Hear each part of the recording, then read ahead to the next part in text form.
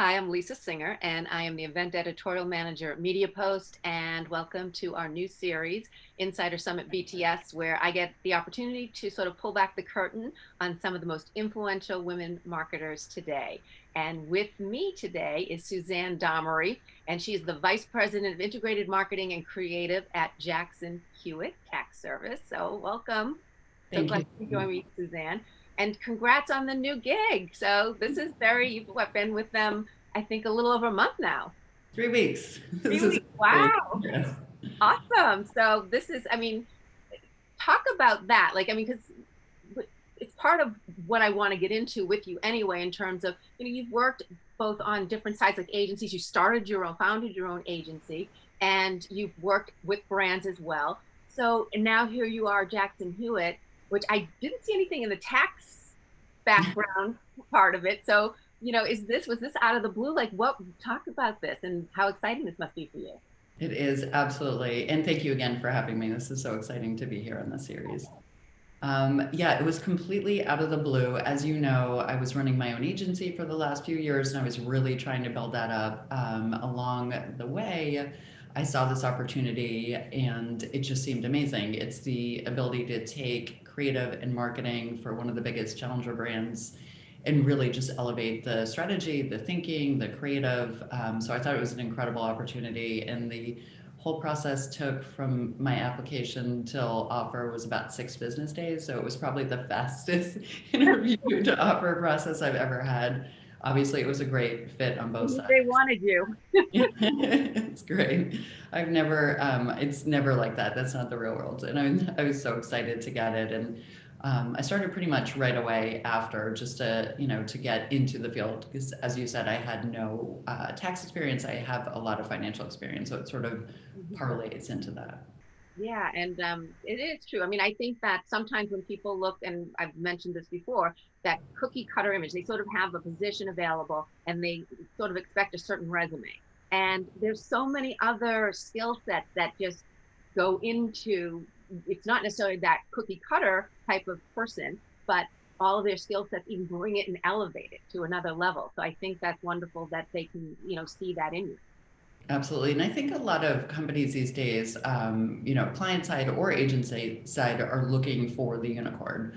They're looking for the person who has, the creative skills, the account skills, the new business skills, and is able, to do a P&L, but also to see and execute award-winning creative. So I think, our industry has really changed, but job scopes have really changed. So there is no cookie cutter anymore per job description. Well, and so talk about that a little bit. Like when your career path, we sort of touched on it a little bit, has changed. And from even when you were first starting out, and then you go twists and turns, and a lot of it is what opportunities arise, a lot of it is what you're looking for, or maybe you change. Give us a little bit of a background in terms of your career path and how it's evolved, what you maybe discovered surprisingly, or maybe, sort of thought, oh, this is not like what I want, and you went another direction. Yeah, absolutely. I think, and it's interesting because when I was 14, my mom found an essay that said, I want to be in advertising. I wanted my own agency, and I wanted to make $40,000 a year, and I wanted 2 kids. So I'd be Maybe part of that is still true, but I can say exactly. part is not. Exactly. So I feel like I've, checked those boxes. So I really, I started early, pretty much right after college. And one of the things I'd like to, when I mentor young students or I teach at classes when I was an adjunct professor at FIT and when I speak to the Miami Ad School, what I'd love to tell them is I got fired from my first 2 jobs. I was absolutely terrible at my craft. I couldn't write. I didn't know headlines. I didn't know how my craft. I really just didn't know how to do it. And then it was my third job when I went to iDeutsch, which is now Deutsch New York, and they hired me to write the original IKEA.com, and I had to write every word, and I literally was day in day out just looking at words and working words. So then my career went into more of the digital aspect. I moved to London for 3 years to learn about experiential, and then when I moved back to New York, I then went more into branding at places like Digitas and RGA, JWT, and then Zeta most recently to learn about how data drives creative and how to optimize and do the AB and multivariate test. And then I started my own shop because, we all have that dream. And I did the dream. I had some amazing clients. I really, lifelong friends, did some great work. But I knew at some point, every time I didn't land the big whale, that there are places that did, and there were reasons. So I sort of pivoted, and really that's when I started focusing on what's next for me, which is how I was fortunate enough to land this dream job. Yeah, and something that just keeps popping out of me when as you're talking about your path is you learned this and then you went to that and then you learned this and you went to that, like learning. It's that Mhm. constant learning along the way. And it did obviously that must in some ways direct your career and where you choose to go next. Absolutely. I think that's one of the things that I was always fascinated by. It was what was next, what was going to be the new trend. So I went into digital in 1996 when people were like, you might as well go into healthcare, you're ruining your career, such a bad idea. And then, fast forward to everyone saying, wait, we want to be in digital. So, that was the beginning. And then it was really that understanding, wanting to understand every parts of the customer touch points, like from the strategy to personas and journey mapping and just understanding everything. You can do great creative and you can be a great creative, but unless you understand every part of the framework, I think it's just, it's missing a mark. I mean, do you think that's something new or different today than maybe what would have been an expectation, even 10 years ago, because it's so much digital now, because things are so much changing, so much more transformation in terms of you're seeing the analytical and the creative combined so much more now than obviously there was no need for it, Right. 10 years ago. So are those job skills? So someone, you just starting out, back to Suzanne, just getting out of college, you know, you don't what kind of advice do you give? I mean, obviously back then you wouldn't have been saying, well, no digital, no whatever, but now to, let's bounce forward. What is the top, like the key learning things? Is there anything that sort of sticks with what you needed to learn, years ago than what you need to learn that graduate needs to learn today? Anything that sort of sticks and anything that maybe is different? Absolutely. I think there are a few key components. One is always find a mentor, whether it's at work, personal, professional. Find the one person who can help you when you're at that moment and you're just like, I don't know if I should take this job offer. I don't know if I should go in this direction. I think that is so important to find a mentor and really understand what that looks like from a professional level. I think always learning, always wanting to learn, knowing what trend is next and how to pivot out. Clubhouse came in quickly and left quickly, and there are things like that where people just chase the shiny object. But I think it's really understanding how the bigger picture evolves, whether it's international marketing or just U.S. local marketing. So understanding what's next, what trends are coming, and how you can learn for those. And I think another key component is really giving back, having the opportunity to give back, to spend time with young creatives, to go to the portfolio reviews, go judge award shows, and that is something that as I've sort of learned that is such an important part of the journey and the progression. Yeah, that sounds great. And I know you were recognized as one of the top 100 influencers in advertising and marketing. So another congratulations to you for Thank that. you. So I want to ask you, who's most influenced you? Not not necessarily just in marketing. It could be in work. It could be in life. It could be, just all consuming. But who has most influenced you? Over my career, I've been very fortunate. I've had a few people really look after me. When I was graduating from BU, I had Alan Holliday, Professor Holliday of Hill Holliday. He was my teacher, he was my mentor. He set me up for my first job. He really helped me. I was a TA for a long time. He helped me with advice, he helped me with connections, he helped me with internships. So I was fortunate enough to find someone in college to do that. And then later on in life, I found my former boss at Moxie, Anthony Reeves, who to this day is still my mentor. We still touch base, we still check in on each other. I owe him a call, which I'm going to do after this actually. But he really, helps me level set. He set me up for a lot of big panels, one in Germany, one on the NASDAQ for Adweek. Finding that person who, even when they're no longer your boss, remain your mentor and really have your back. Yeah, and I mean that's great that you can find those people in your life that influenced you? Anyone that maybe has influenced in the sense of more on a personal level, like just as far as me as a person? Right. I mean, my kids, I would say at the core, they've taught me how to really take all of my leadership skills and manage down. But I mean, they're the ones who, sort of sit there when I'm doing logos or when I'm overseeing something, and they're my target audience a lot. So I normally just lean in on them sometimes. I'm like, do you like this design? So from a personal level, I would say definitely my two boys. We're gonna start asking for a percentage now. Exactly. All right, mom. I'll tell you if well, let's Juice negotiate. box first. Really. No, so you talked a little bit about how early on you've been fired from your first two jobs. And so I'm sure those would be considered very big setbacks. And maybe that's what you'll think of at this point for this, what I want to ask you now. But I like to think of there's always a silver lining.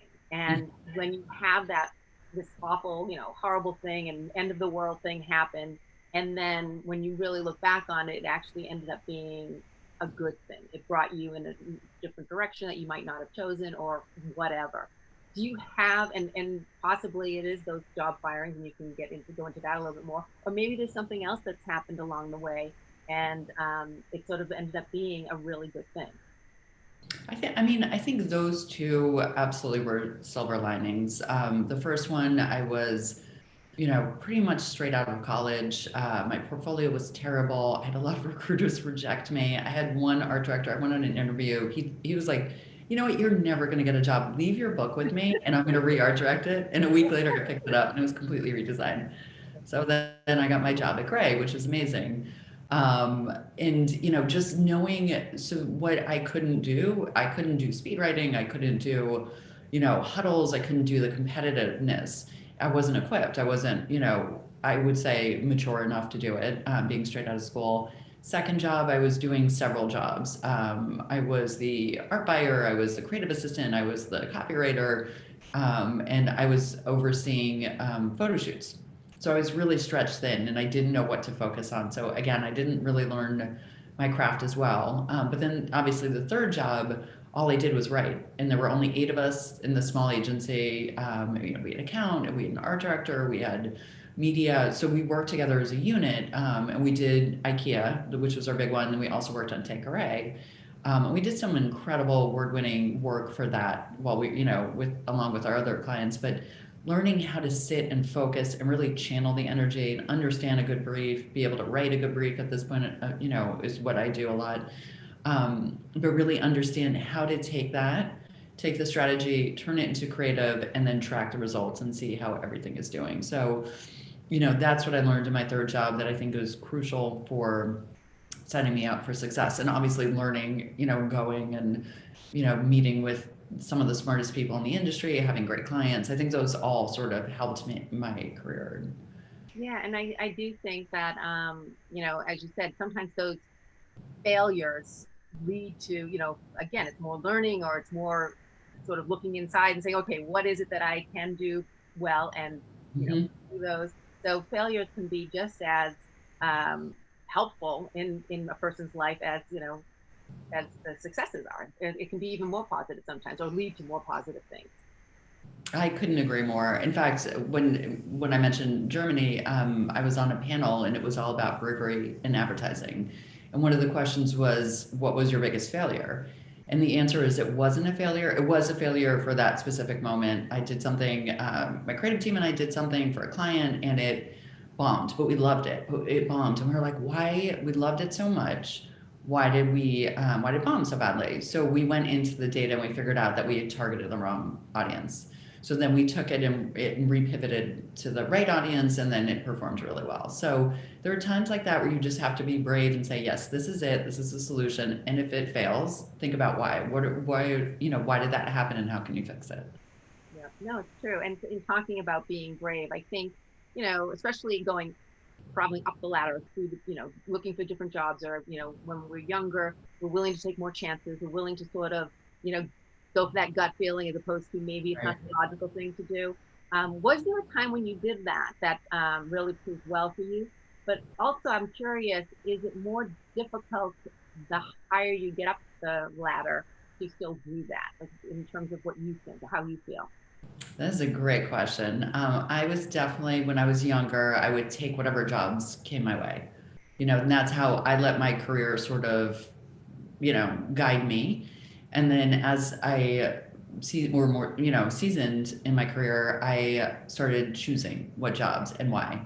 So, there are some measurements. Is it a good quality of life? Is it a good culture? Are there good assets to be created? Is there opportunity? Is there growth? And it's not just about the job, it's about the company, it's about the people and sort of the culture. So that's really changed a lot through the years for me. Before I'd be like, oh yeah, they're offering me 40,000 per my 14-year-old, $40,000, I'll take the job. Mhm. And then later on it was just more about how is this going to help me in 5 or 10 years time, and what does this mean in my long-term career plan.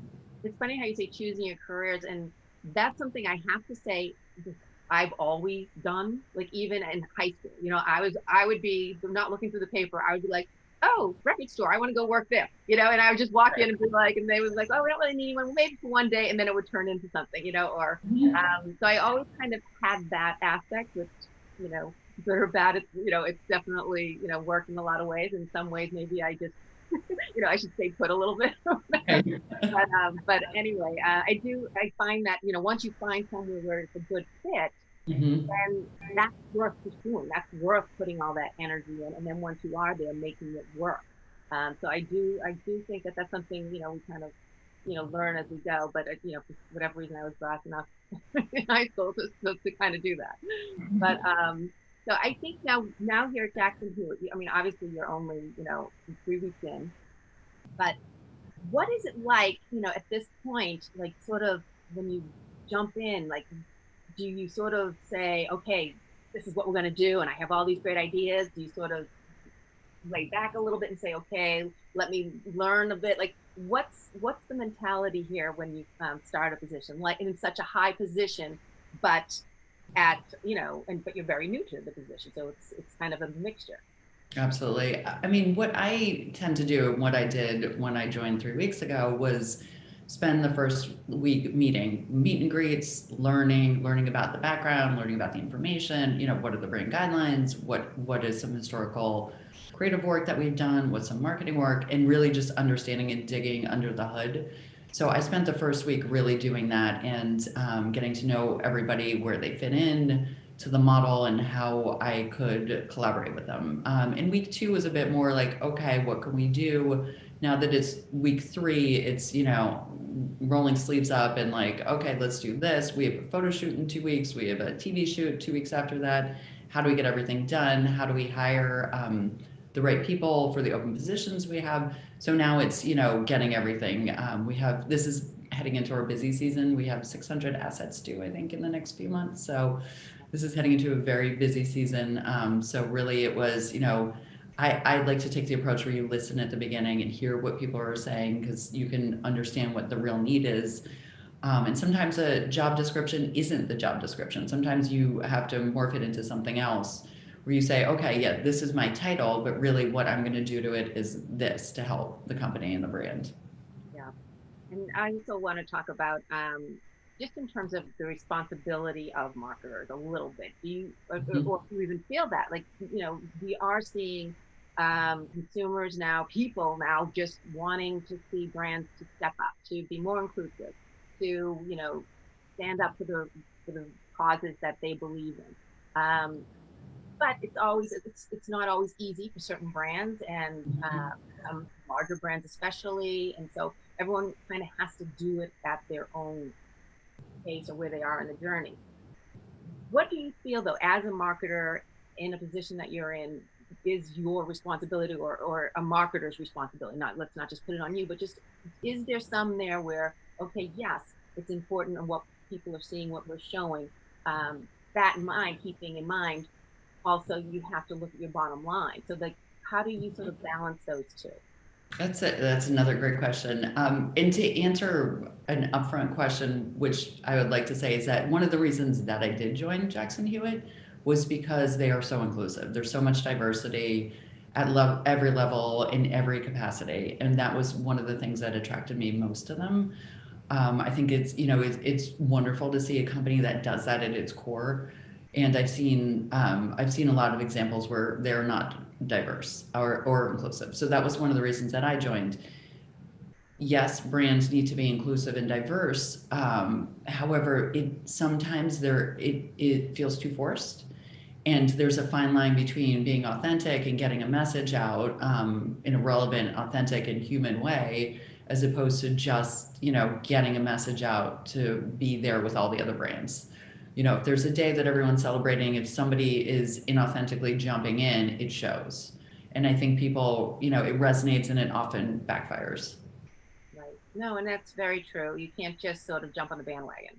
It has Right. to be something. Even if you do less, it's better to Right. do less authentically than to, be out there front and center and then you forget about it the following month. So I Yeah. definitely agree with that. We all know brand backlash, and it's not pretty. It's Oh, not especially with, as we were talking digital and social and right. you We hear know about it now that you don't even get a minute to like not hear about it. that exactly. Definitely. So is there an ad that maybe sort of stands out to you that was just like a wow, this is amazing ad? Is there, I mean, it doesn't have to be even in this past year, or could be this past year, or just, kind of recently in the past few years. But is there an ad campaign that you were just like, ah, I wish I could have been a part of that, or this is so smart? I mean, the original one that did get me into advertising was the 1984 commercial. That was the reason I went into advertising. It's so flawless and it just stands the test of time and it was so beautifully done. That's the one that really, really changed my life.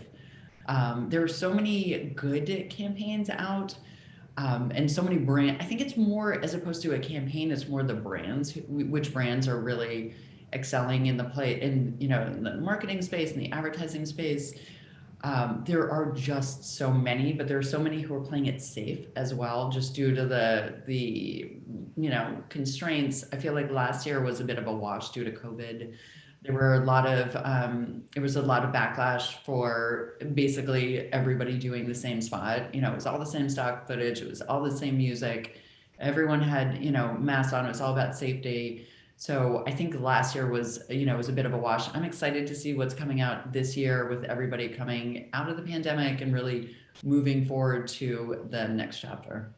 Yeah, no, and just finally, even just having that freedom to be around people again, I'm sure that's going to spark a lot of energy anyway.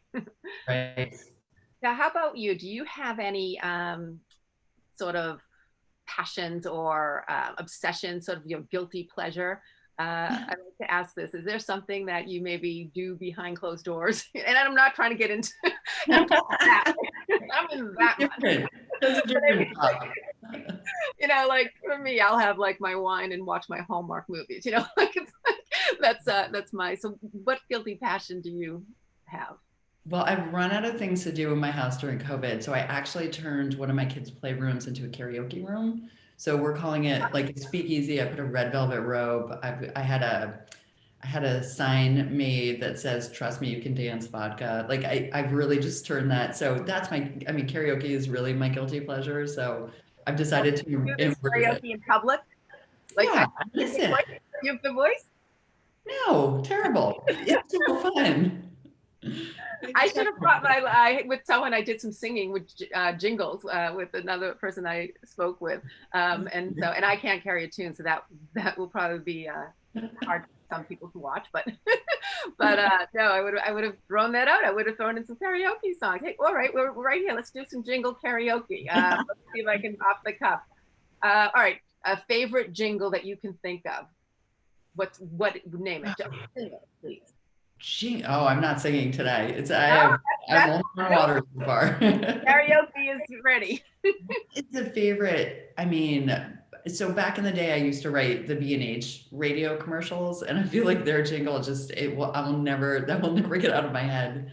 God, jingles, that goes way I back. know no one does them anymore, and it's the woman Nobody. I interview is Jib Jab, and no, they have all that great music, and Mhm. so I wanted to. It just reminded me of jingles, and we don't, because Miss that's that. something that was always just, it was, everyone knew a product really with the jingle. Right. We don't have that anymore. It's much more produced, the music, and it's Yes. major artists singing it. So I just think it just reminded me of like that poppy kind of thing that sticks in your head for good or bad. Now I miss jingles. They were such an art form. So It was yeah. like radio, jingles, TV, and the Super Bowl obviously being the biggest show with Mhm. all the ads. But yeah, now I miss jingles. We'll start it back again. Let's bring it back. I think if we do, your career at Jackson Hewitt will be short-lived. So perhaps not. So, all right. What about, I'm also curious, what would be a plan B? If you couldn't do what you do, if you couldn't be a marketer, couldn't be in advertising, what would be your plan B? I mean, every day I'm telling my kids, I'm like, please don't go into advertising. I need you guys to have real jobs. Like, don't do this.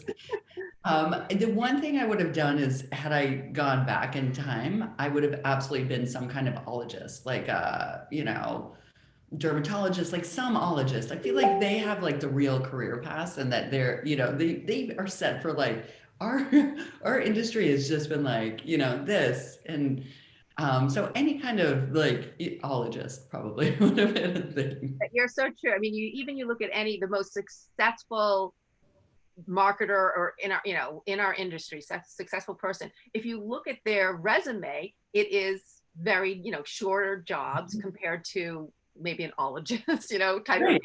where they're with the same hospital for years or same Mhm. practice for years or whatever it may be. But even in taxer, people, accountants, they're a lot of times with the same company for years.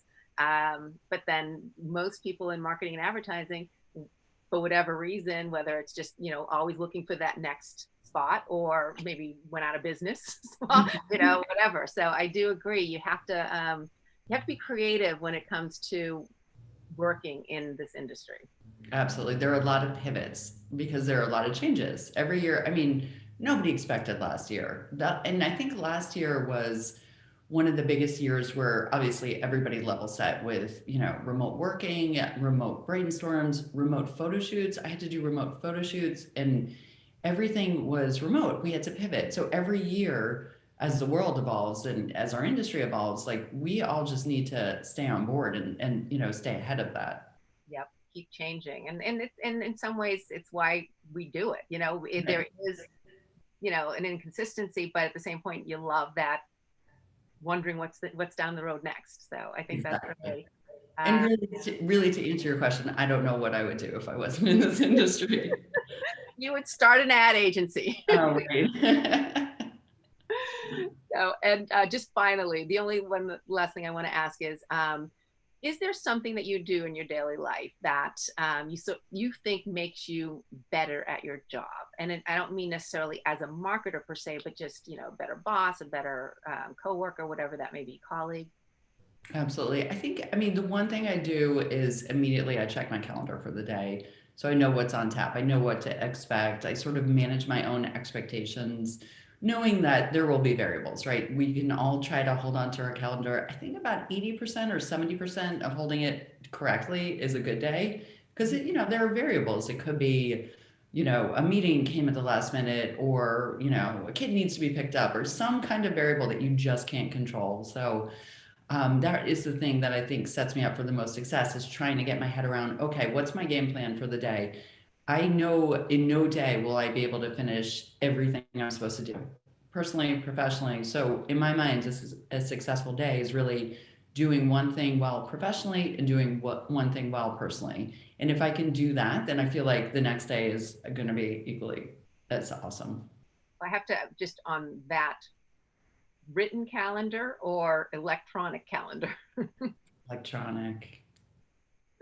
Unfortunately. So yes, I check my phone when I wake up. That's the answer. I do both. I need to write it, but then I also need the dings to remind me.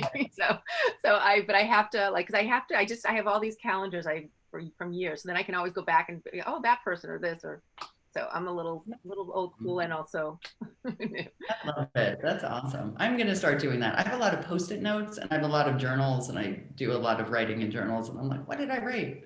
Yep. No, So it reminds you what you did 2 years ago, 3 years ago, whatever. exactly. Well, Exactly.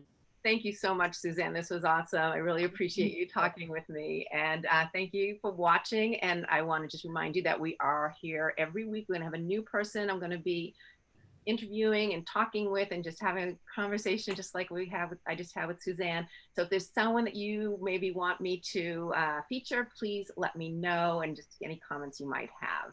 And Suzanne, again, thank you so much. I really appreciate it. This is great. And you're invited to my karaoke room anytime you're around. Your sons will kick me out when once I start singing.